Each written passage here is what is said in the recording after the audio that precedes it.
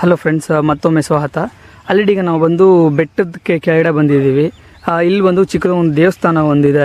ಇಲ್ಲೊಂದು ದೊಡ್ಡದು ಆಲದ ಮರ ಇದೆ. ಬಟ್ ಚೆನ್ನಾಗಿದೆ ಪ್ಲೇಸಸ್ ನೋಡೋಕ್ಕೆ. ಬಟ್ ಇನ್ನೊಂದು ಏನಂತಂದರೆ, ಇಲ್ಲಿ ನಾನು ಬಂದು ಅರ್ಲಿ ಮಾರ್ನಿಂಗ್ ಬಂದ ತಕ್ಷಣ ಇಲ್ಲಿ ಜನ ಜಾಸ್ತಿ ಯಾರೂ ಇಲ್ಲ. ಇಲ್ಲಿಗೆ ಹಂಗೆ ಆಪೋಸಿಟಲ್ಲಿ ನಮಗೆ ಬಂದು ಬೆಟ್ಟ ಇರೋದು ನೋಡಿ. ಬೆಟ್ಟ ನೋಡಿ ಹೆಂಗಿದೆ ಅಂದ್ಬಿಟ್ಟು. ಹಂಗೆ ಇದು ಬಂದು ಪುಲಿಕೊಂಡ ಅಂತೇಳಿ ಕರೀತಾರಲ್ವ. ಏನಕ್ಕೆ ಇದು ಹೆಸರು ಬಂದಿರೋದಂತಂದರೆ, ಅರೌಂಡ್ ಒಂದು 1500 ಇಯರ್ಸ್ ಬ್ಯಾಕ್ ಬಂದು ಇಲ್ಲಿ ಬಂದು ಫುಲ್ ಫಾರೆಸ್ಟ್ ಆಗಿತ್ತಂತೆ.